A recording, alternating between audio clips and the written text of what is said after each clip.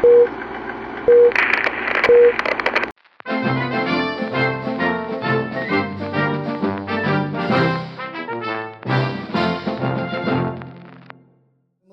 we first got married, my wife went to live with mother-in-law at Olsers for a time, and then we got a little cottage at back of Cooperative here, and then next to shop, next to our house, there was a Mrs. Ward's shop, grocers. And then after Top Club, you had the Old Hall, which turned out to be G.T. Smith's offices.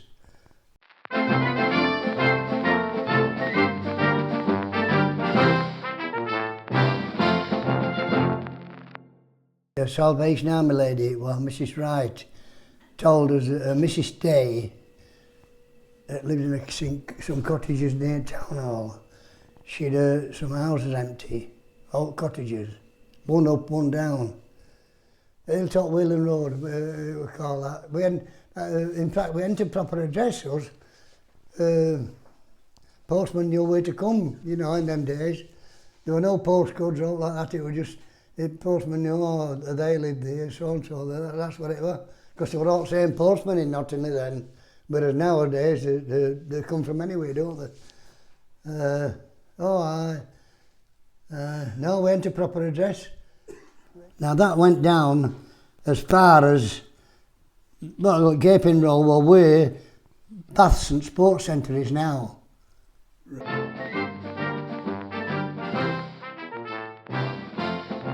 No hot water, no electric, it's all gas mantles.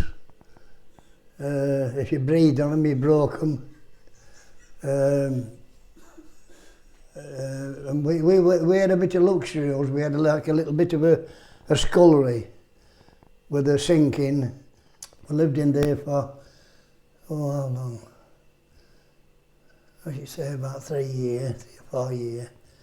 And rent at that time in old money, well, 5 and 2pence a week. 5 shilling and 2pence a week. And we got wind of it, that they were going to pull them all down. Cooperative shop and all that row nearly to Top Club.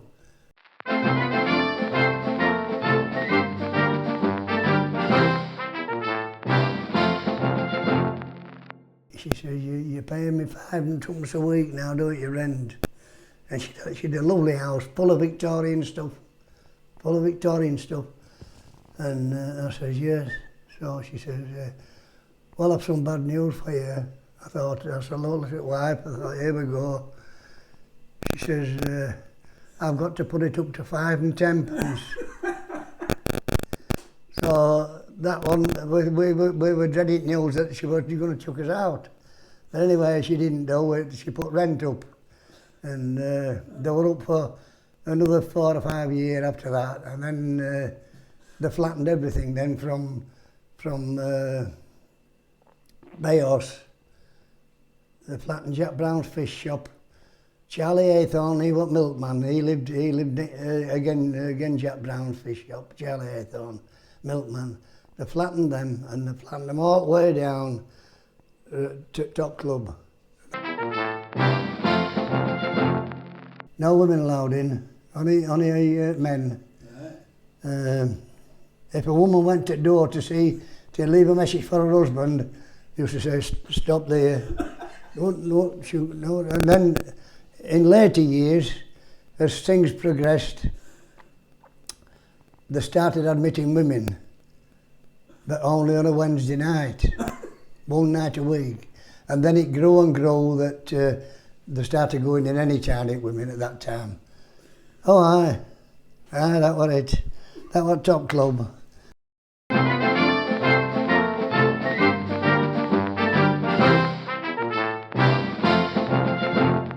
Because when I first met my wife, she says, we used to go down to her mother's, down to Olsers. It was a shortcut down there. And they used to call it the jail.